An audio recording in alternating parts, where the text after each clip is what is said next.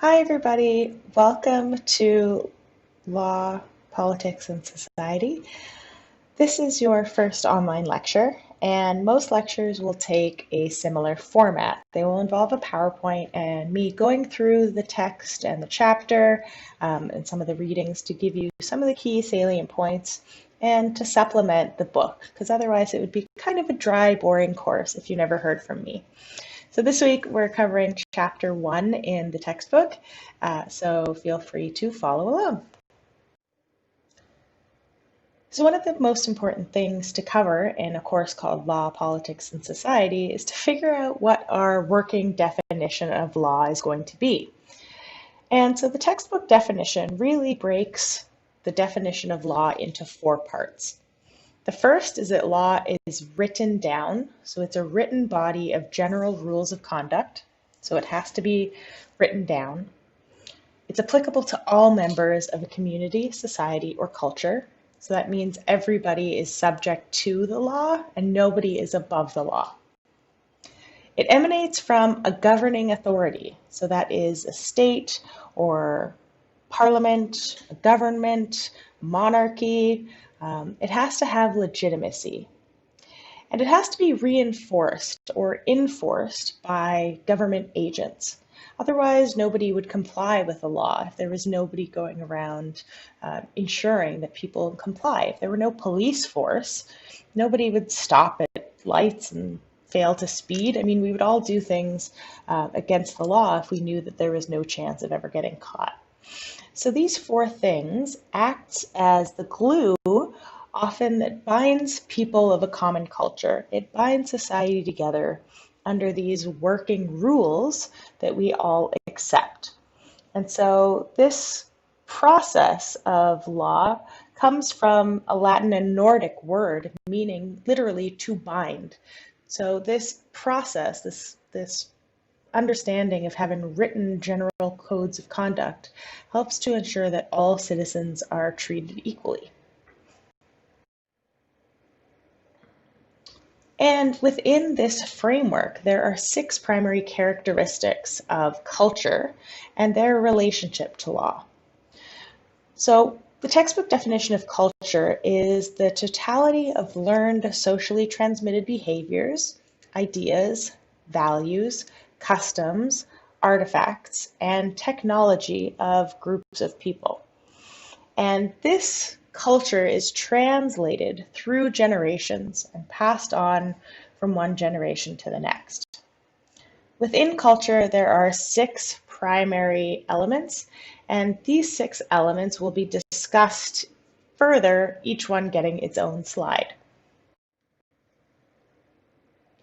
So the first element of culture that I want to focus in on is beliefs.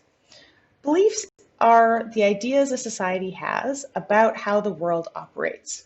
So beliefs exist at an individual level as well as at a cultural level. They can be about tangible phenomenon. So this can be construed about things that we know empirically, scientific facts, things like gravity and that the earth revolves around the sun. But they can also be about intangible phenomenon like philosophies or religions or more abstract belief systems. Laws are frequently enacted to support deeply held beliefs about morality, about culture, and about systems of government. And as societies and cultures' beliefs change, so do the laws that support them. A great example of this was the Supreme Court deciding in Obergefell v. Hodges in 2014 that same-sex marriage should not be banned. That is, the court said that the ban on same-sex marriage some states had enacted was in fact unconstitutional. And so as society's beliefs evolve, the laws have to evolve with them.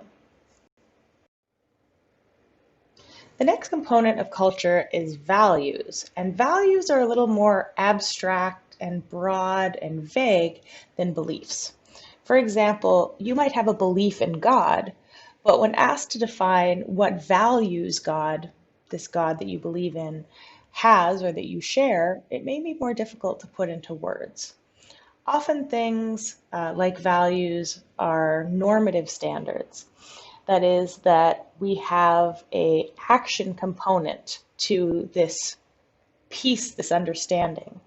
And the action component is what shows us through behavior, this social component, and reflects the value. So if you value friendship, you may take actions to maintain friendships. You might be kind, you might be considerate, you might actively try and communicate with people frequently.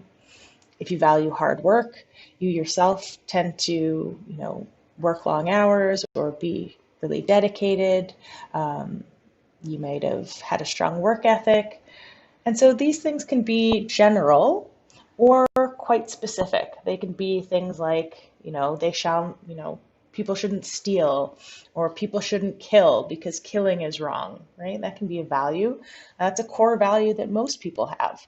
And these general core values often are in line with biblical values or values that have been transplanted throughout millennia, dating back to ancient Greece and ancient Athens.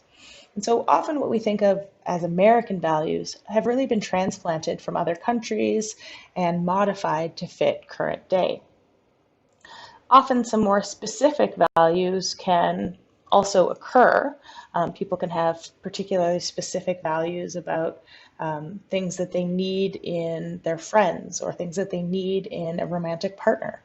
And those tend to be more person specific. One of the important things to understand about values is the role that norms, mores, and folkways play within values. And we're going to talk about those in a minute. So as I was saying previously, norms are that action component of value or belief, and they're the ways in which we show people the things that we believe and the things that have value, right? A norm can be things like praying or reaching out to a friend to demonstrate that you value hard work or friendship or community. But there are two types of norms, that are important. And the first one are mores. So mores are norms that have very powerful, very serious moral considerations. These are things that we would consider to be moral imperatives. Not killing anybody, not stealing from someone, not engaging in adultery or using God's name in vain. Often they have religious connotations, but many people without a religious affiliation have still adapted to them, to these mores. People without religion in their lives will still tell you that they believe that stealing is wrong and that killing is wrong. And this isn't because of a belief in a higher power necessarily. They just believe that morally it's incorrect to do these things. Folkways are less serious norms, and they're seen as more habits or things that we conform to in terms of rules of etiquette. An example I always like to use is that when you go out on a first date and you order spaghetti, you're likely not going to try and do a Lady and the Tramp scene where you just eat the spaghetti with your face instead of with a fork and a knife. There's no consequences to eating with your face instead of a fork and a knife, other than you probably won't get asked out on a second date. But there are things that we do to show respect for each other, to show courtesy, and that show some of our values. Other examples of folkways can be asking permission for marriage. This is a custom that has been long held. Rules of etiquette when you're sitting down to a fancy dinner with all the different types of cutlery and which ones you use first. It can be clapping at the end of a performance. All of these things are things we do to show values, but don't necessarily have the level of punishment that mores would. The reason why norms are important is because laws always reflect the core values and mores of cultures. And this is how they're enforceable. If people didn't agree that killing was wrong, they didn't think that it was, they wouldn't buy into the law the same way and they wouldn't have respect for the law. Most norms and mores come from Judeo-Christian heritage and Judeo-Christian values. But some of these values date back to the early Roman and Greek times. Often we see that norms are passed on from generation to generation the same way that laws are. Laws are a mechanism to show us very specific types of social control. And legal scholars differentiate between two very specific types of law. And I know that this is getting really theoretical. We won't stay this theoretical throughout the class, but it's important to have this foundation. So the first legal philosophy that we come across in the text is positive law. And positive laws are laws that arise from a set of norms and customs that belong to any given culture. Positive law does not rely on morality or any conception of what religious or natural, supernatural spirits or beings would do, and instead rely entirely on systems of order and systems of government. And this is in direct contrast to natural law.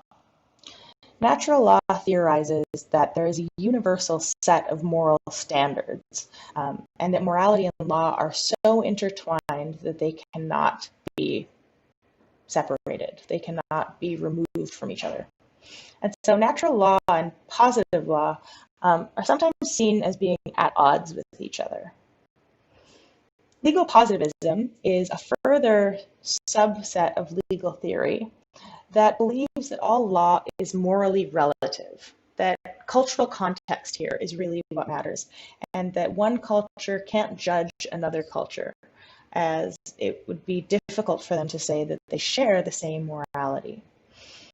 Each culture develops their own systems of rules and government, and their laws will be shaped out of those features. Your text has a really good diagram to explain the modes of behavior that are encouraged or discouraged in their relation to law on page 6. And I also included a short article called The Heart Dworkin Debate, a guide for the perplexed, in the module, and that discusses natural law and positive law in more detail if you're particularly interested in it. Law has an essential feature, and it's that it's coercive. It makes you comply, and it requires you to engage in specific behaviors and refrain from engaging in other behaviors. And the coerciveness that law has is not necessarily its adherence to morals, although for some individuals that plays a role. But it's certainly not the central feature of law. The next subset of culture that I want to talk about are symbols and the relationships between symbols and law. So symbols can be specific or they can be fairly broad, but they are concrete physical signs that signify abstractions, and they typically have broad emotional meaning. So an example of a powerful symbol would be something like the American flag, right? It's really just a piece of cloth with different colors and shapes on it, but to Americans, it symbols something entirely different. It can symbol liberty or nationality or freedom or patriotism or community.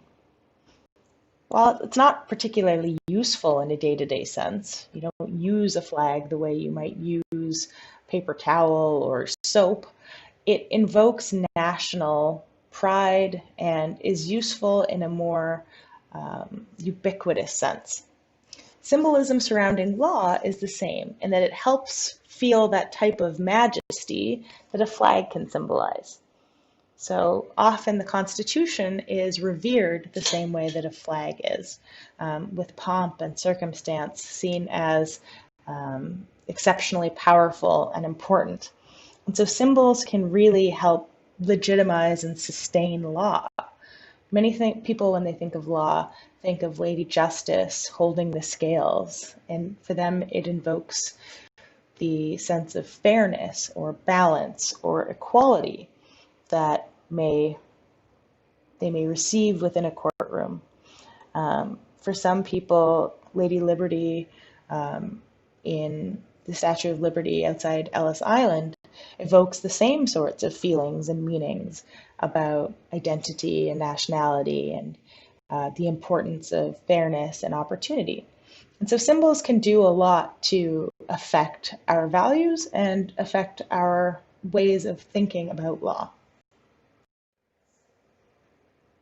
Technology is the fifth subset of culture, and it is a totality of all of the techniques and forms of knowledge that any society employs to create sustenance and comfort. So we can go back to the early Homo sapiens discovering fire and how to make fire as a form of technology, because that is something that created a distinctly different physical, social, and psychological environment. There are three interesting ways in which technology and law intersect. So the technical inventions and refinements help change criminal investigations and help change the way law is applied. The development of DNA testing, being able to analyze fingerprints, testing for blood with luminol, all of these things have completely revolutionized the way we understand the law and the way we're able to process criminal offenders. Media may also change the intellectual climate in which the legal process is executed. So here you can think of the first trial of the century with O.J. Simpson in the 1990s and how the television coverage was absolutely wall to wall. You couldn't escape it. This changes the narrative surrounding the legal process and crime and allows people to be much more aware and to visualize the legal process and how defendants are treated. It can also present law with new conditions that it has to wrestle with. The good example of this is the San Bernardino shooters, which had encrypted iPhones. And there was a big debate among legal scholars whether or not the FBI could compel Apple to unlock the phone and get the data off of the phone, as the two individuals who owned the phones were no longer alive. And that would go against fundamental security rights, but it might have also prevented another terrorist act. So how do we use the new technology? What rules do we put in place? These are all things that the legal system grapples with as it relates to technology and technological advancements. And these have become more frequent in the last 10 years. The last and arguably most important subset of culture is language. And the reason I say most important is because often it's from language that values and beliefs can flow. Language is defined as this vast repository of information about culture, and it's the storehouse of culture. It's where we are able to record and keep this ancient technology. And it provides a mechanism that we can articulate, formulate, and understand rules of conduct. Language is how we communicate with each other. It's how we warn each other. We teach each other what's forbidden, what's acceptable, and we can demonstrate visceral feelings of right and wrong, anger and fear, joy and empathy through written and spoken language. So language is integral to law. It's what allows us to have a criminal code and a constitution and a set of rules that society is bound by. And so language is one of the sort of underpinnings of law and society. In the next section, we're going to talk about 6 influential legal philosophers or legal scholars. I've included some videos on some of these legal scholars from Crash Course, which is a great online YouTube learning section. And you're welcome to find more and share it with the class if you are interested. I'm going to go through these 6 in fairly broad strokes because you have the textbook to go into more detail and you will have some supplementary videos. But I just sort of want to give you a cursory overview. So the first legal philosophy that we need to talk about is the ancient Code of Hammurabi that was enacted by the king of Babylonia in 2100 BC. So we're going back almost 4,000 years. And the Code of Hammurabi specified a specific set of judgments to solve specific cases. And this is where we first get the legal foundations. The Code of Hammurabi is seen as the most ancient legal foundations and was a pillar of the code in the Middle East. There were scribes that kept records of detailed cases, which was the beginning of legal precedent and building off of previous cases. Religious elders acted as official witnesses at trial. The king had the final authority over all laws, but any citizen could appeal any decision directly to the king, which gave the law legitimacy. And the administration of the law was largely kept in the hands of the priesthood. So this protected the king's agents. And it is often this code that is referred to in the Old Testament of the Bible. So this is the sort of ancient structure of rules and laws that would have governed the world until about 100 or 200 Common Era. The Code of Hammurabi was specific in that it governed very immoral behaviors. It was particularly concerned with theft, property rights, acts of violence, and sexual immorality. And it had specified punishments for these violations. It used third parties to settle disputes, which was the beginning of having an intermediary, like a judge or a jury, instead of just taking retribution yourself on another party. And it demanded humane treatment of those accused of wrongdoing, which was incredibly progressive, considering that much later, including the Middle Ages, we did not see humane treatment for those accused. So the Code of Hammurabi initially was quite progressive and really well thought out. One of the main parts of the Code of Hammurabi is the concept of lex talionis. And so lex talionis is a concept that explicitly explains that the eye for an eye, tooth for a tooth philosophy, the ancient justice, the retaliatory form of justice could be seen as appropriate. And again, that will be familiar to many people that are comfortable with Judeo-Christian texts, as this is a common philosophy in the Old Testament. From the Code of Hammurabi in Babylonia, we move to Plato in Greece. So Plato was writing about 1,500 years later, in 427 BCE, so about 2,500 years ago. And Plato is seen as one of the most influential thinkers, writers, philosophers in all of Western society, not just in terms of law, but overall how societies were structured and governed.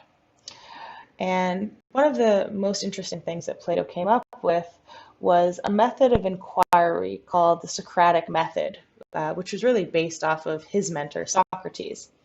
And the idea was that all concepts need to be worked out in a dialogue.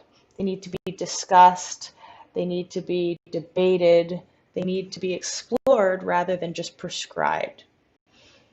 And throughout this mechanism, Plato came up with a theory of forms, or the theory of ideas, that we can define a set of values and a set of ideas and conceive of them through understanding nature, through understanding the things that are observable to us by our senses, and that it is only through this process that we can act with wisdom and be assured in our righteousness.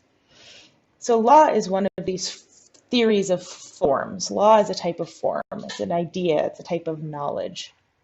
And humans are imperfect. They're not going to get everything right, but they must try to gain understanding of the law of form and try to create the best, most just, most pure form of law.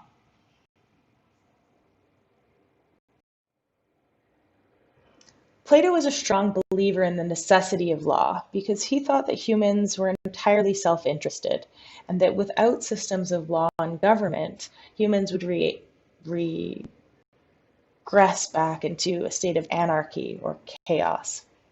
Plato was also a strong believer in the role of the state and that he believed that the state should be in all forms and ways superior to the individual, and that the individual should be constantly subjected to the whims and the rules of the state, so long as the state had legitimacy. Only through the state can citizens truly be regulated, because humans lack the power to distinguish good from evil, according to Plato. They often think things are good, only to find out later that maybe while they were well-intentioned, their actions were actually impure. And so Plato believed you needed a strong central government, in essence, to protect us from ourselves.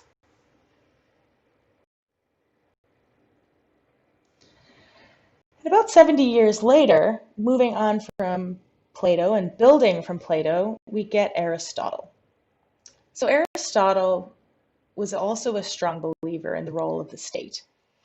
But he believed that the state existed not just so that people wouldn't kill each other and resort to chaos and anarchy, but also that so people could live well. They could achieve more together than they could apart.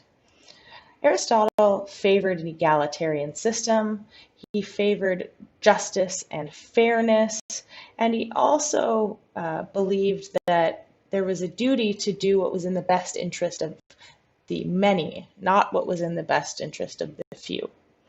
So legislators in in Aristotle's view, must provide for the greatest good for the greatest number. Now you will have seen this theory popularized in the Justice video by Michael Sandel, and this theory was really built on by Jeremy Bentham, and so this became utilitarianism. Aristotle equated law with justice. He believed that justice could only be achieved through law, and that the goal of law, the entire purpose and reason why laws needed to exist, was to create a just and fair society. That victims needed to be protected, that offenders needed to be punished, and that justice could be achieved in a mechanism to restore balance. The next legal theorist I want to talk about is Thomas Hobbes, who was writing in the 16th century, and he believed, as Plato did, that humans were inherently self-interested, but he had a much darker view of humans. He believed that they were inherently selfish and concerned with their own interests above all else, to the point that they would regularly act out against others if it improved their own standing. He believed that prior to civilized society, life was a war of all against all. It was every man for himself. And that his very famous quote was that life in its forms were nasty, brutish, and short. This idea that without the regulation of the state, humans could not be trusted to be kind or to help or to have any sort of redeeming qualities at all. And it's because of this that humans have to create what he called the social contract. And the social contract is that we, as human beings, give up some of our freedoms, some of our rights, some of our autonomy to the state, either a monarch or a parliament or a central government. And they, in turn, offer us protection, they offer us laws, and they offer us a system of enforcement. And Hobbes argued for a strong sovereign, a strong leader to enforce the social contract and to punish violators of the social contract quite severely. Hobbes believed that there was no such thing as laws without government, as all laws needed to emanate from the central state, But he also disbelieved in any sort of sense of natural law or law being connected to a divine or moral or spiritual sense.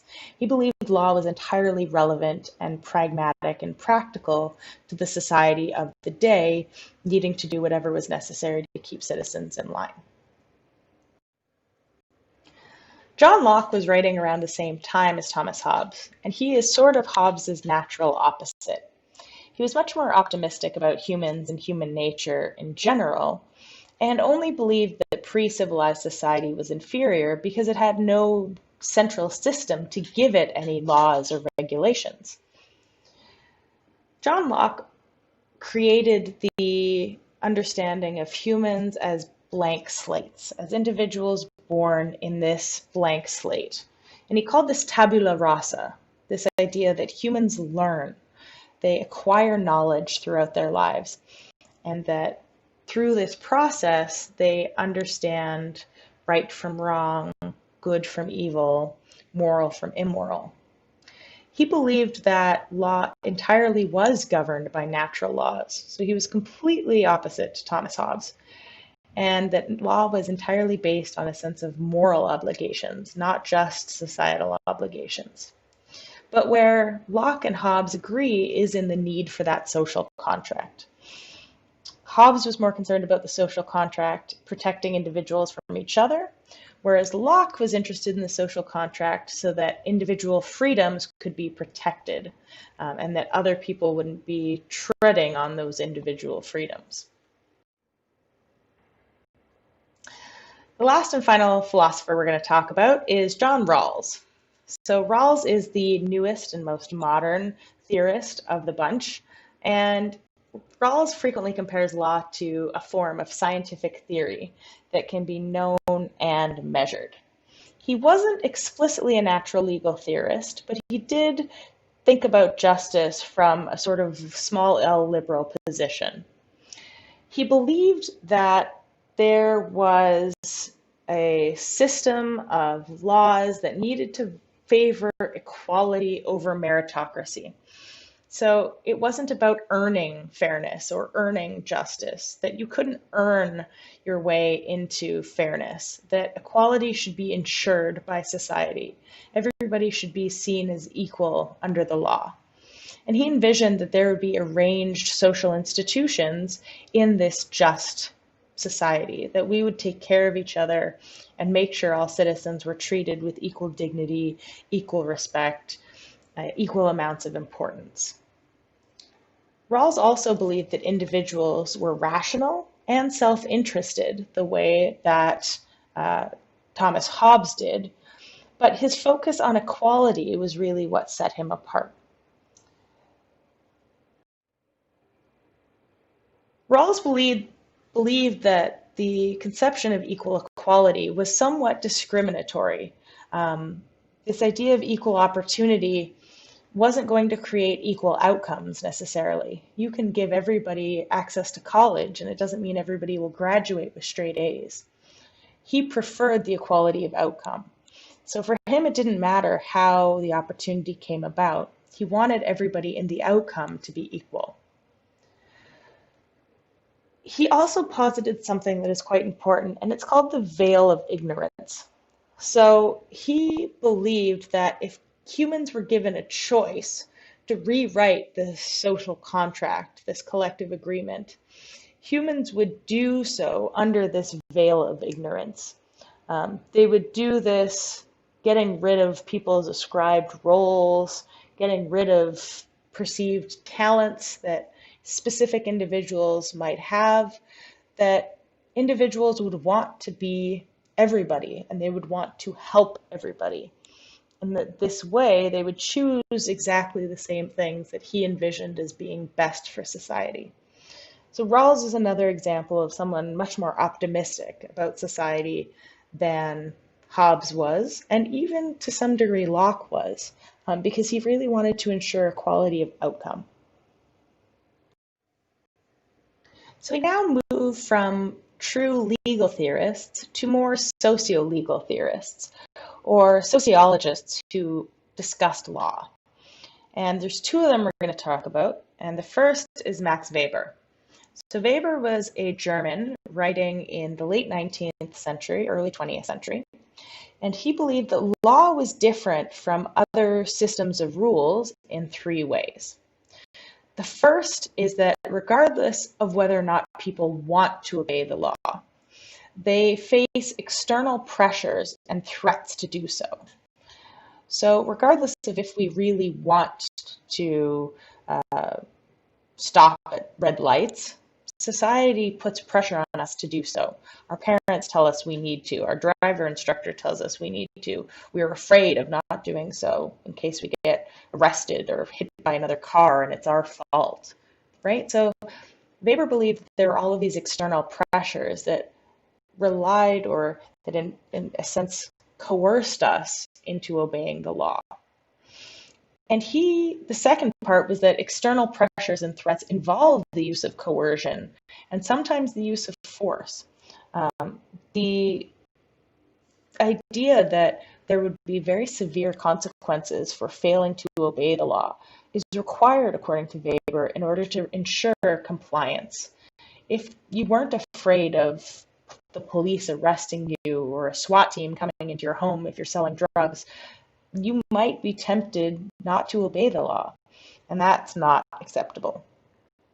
Weber also believed that these external pressures and threats must be carried out by legitimate agents of the state. So it can't be just, your mom's friend Jim coming over and deciding he's going to arrest you and send you off to prison. It needs to be legitimate law enforcement agencies with a legitimate purpose. Weber wasn't concerned with natural law at all. He wasn't concerned with morality or any of the sort of supranational issues, but he was really interested on the rationalization of the world. How do humans think? How do humans engage in cost-benefit analysis? How do we decide the pros and cons of any sort of argument? And he believed this rationalization process created more predictability, more progress, and more stability. All of these things were inherently essential in society. One of the things Weber was most interested in was how authorities make decisions, particularly with contentious issues, right? When there's no solution, how are we going to make, or no obvious solution, how are we going to make difficult decisions? And so he believed that you could either act in ways that were rational or irrational, and that you could either have formal rational and formal irrational procedures, or substantive rational and substantive irrational procedures. And we're going to go through each one of those in depth in the next slides. So the first example is substantive irrationality, which is the least rational of the four. And it's a way to make decisions that are ad hoc, case by case, emotional reactions or political or religious reactions. But it's a way of responding to disputes that is informal, that is arbitrary, and doesn't necessarily work. It often involves a non-legally trained person acting without any sort of regard for the set of legal principles that they're supposed to use. And a good example of this is the way King Solomon behaves in the Bible. So some of you might be familiar with the biblical story of King Solomon. You can read about it in your text on page 18. And it talks about the way in which King Solomon decided that what would be best for the child would be to slice the baby in half, right? And then each person could have half of the child, which makes absolutely no sense. But there's kind of a point to that.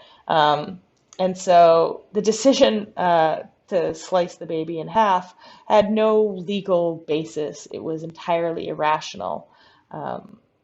But he was making the decision based on the wisdom that he had. Formal irrationality is based on principles, religious dogma, magic, oath swearing, or a trial by combat or ordeal, where there are formal rules, but they're not based on reason or logic. And so one of the examples that's often been used is the way that disputes are settled in some Islamic countries. Um, the process by which this happens involves consulting the Quran, consulting religious clerics and elders. But again, the cases often differ in how they're adjudicated based on how each individual agrees to the process. So there are formal rules as set out in a divine text, but they're not necessarily logical. Substantive rationality is guided by a set of internally consistent principles, perhaps other than law, right? So here we could have principles that would be based on religious or ideological or bureaucratic sets of rules, like have been set by kings or queens throughout millennia. The decision making is still ad hoc, so it's still applied on a case-by-case basis. And a good example of this is the Code of Hammurabi. Formal rationality is Weber's absolute favorite, and it is the most rational and ideal form of decision making, according to Weber. Because it combines this high degree of independence with formal legal decision making, with strong rules and a decision maker that has been set apart, it is, according to Weber, the most likely to be successful as well as the most sophisticated. And so he believed that Western legal systems should use this type of judgment and should construct their frameworks for law using these principles. And so the basis of formal rationality, Weber was a big fan of. He thought it was, the best, but it could still perhaps produce unjust outcomes. And that's where our next scholar comes in. So Emil Durkheim was a contemporary of Weber. He was another sociologist. He was interested in the relationships between all types of societies and law, and how law played a role in these types of societies, whether it was central or not. And Durkheim believed that all societies existed on some basis of common moral order, that there was not necessarily a rational self-interest. He wasn't necessarily interested in the social contract, but he said that there was a function in society that kept everybody in order, and that was the division of labor. And he was particularly interested in how the division of labor affected the phenomenon known as social solidarity. So there are two types of social solidarity, mechanical and organic, that I'm going to demonstrate on the next slide. Mechanical solidarity is a lower sense of solidarity, or it occurs in more primitive societies. The relationship is based on strong primary group interactions with high degrees of emotional investment or strong emotional bonds, where you have very simple and very limited divisions of labor. These are the non-industrial societies of earlier times, where you would have a hunter and gathering based society.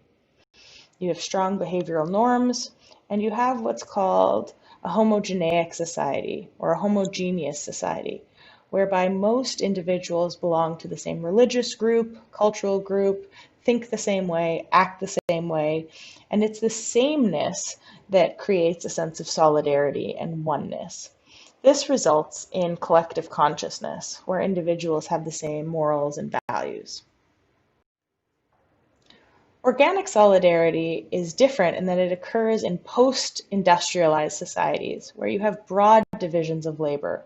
You can have teachers and nurses and firefighters and doctors and plumbers and electricians, and we all need those people. Each of us needs everybody else at some point in order for society to function, right? So I, as a teacher, can't do the things that a plumber can do or an electrician can do.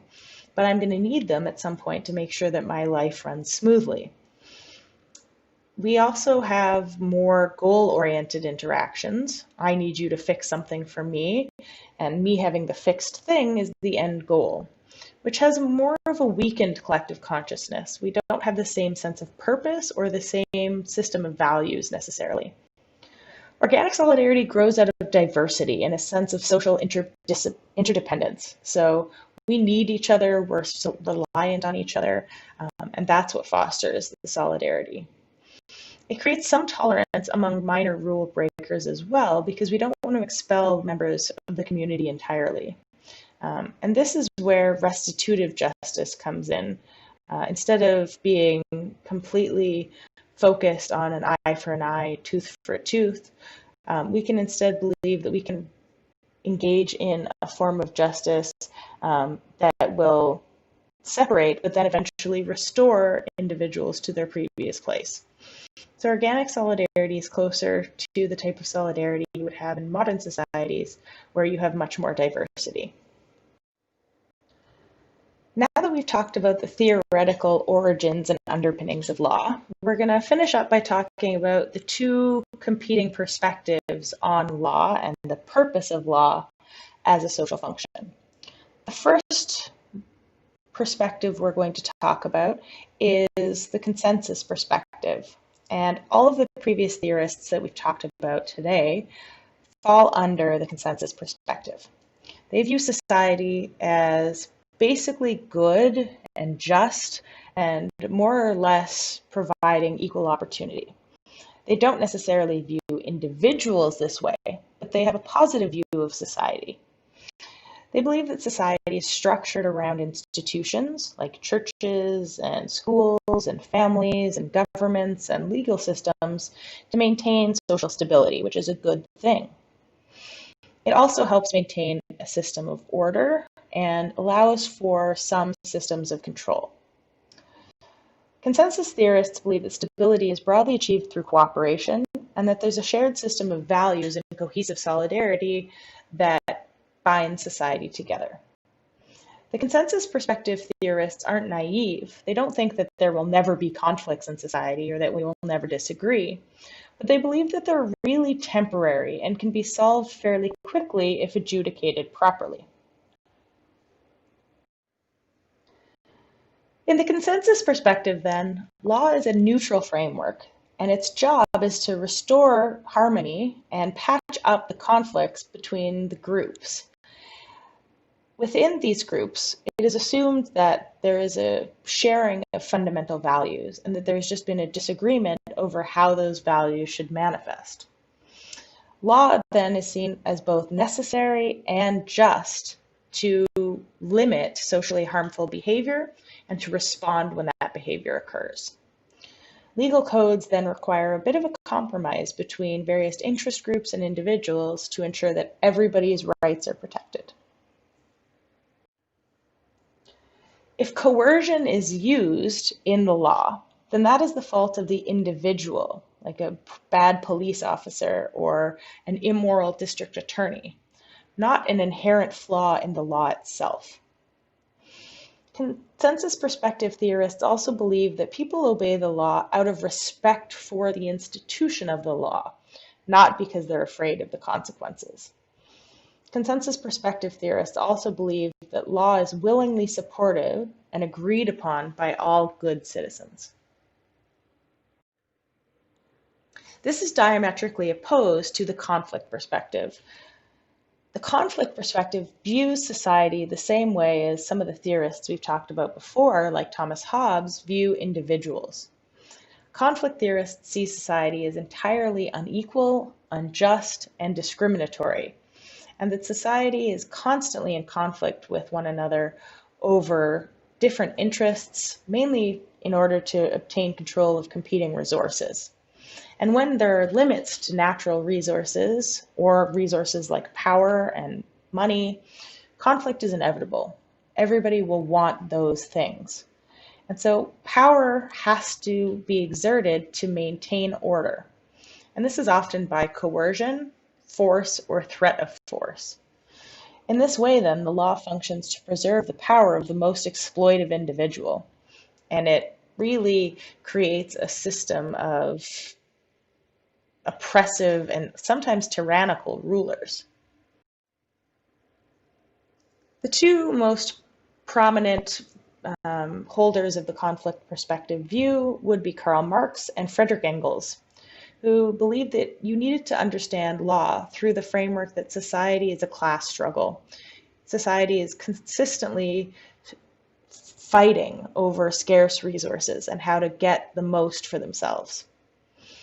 Marx and Engels both believed that society was composed of two classes, the bourgeoisie and the proletariat, or the rulers and the ruled, and that inevitably conflicts would be settled in favor of the ruling class because those were the ones in power and those were the ones who could control the means of production.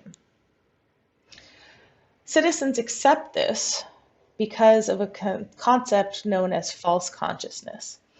They believe that one day they will become the rulers, or that they will be just as important as the ruling class.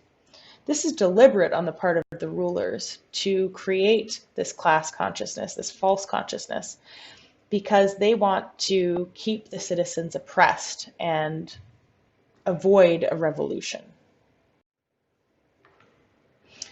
Conflict perspective comes in a more refined form in what's called the Critical Legal Studies program, or CLS. And this is a fairly modern theory and theoretical framework which started during the Civil War, Vietnam War era. The goal here was to challenge the status quo and reject most of positive and natural law, to say that law is a form of politics and government by other means. Legal rules, according to conflict theorists and critical legal theorists, are just a series of statutes that legitimize discrimination, exploitation, and unfair discriminatory practices, and that this is done to the detriment of workers. And that's chapter 1. Well done, everybody. I know the material can feel really dry, but it's important that we get the fundamentals under our belt before moving into other topics. If you found that you really, really like this first module, then you will love criminology, when we spend an entire course dealing with complex legal and socio-legal theories. Criminology is offered by the Sociology and Legal Studies Department, so you'd be welcome to take that at any time. For this course, we're going to be moving on to discussion posts, so I'm really looking forward to what you have to say about this week, and hopefully I'll be talking to you soon.